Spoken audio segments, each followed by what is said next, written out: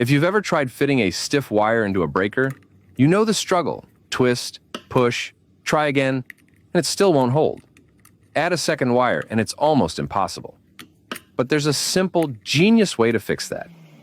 A technique learned from an experienced electrician that makes it quick, solid, and effortless, like a real pro.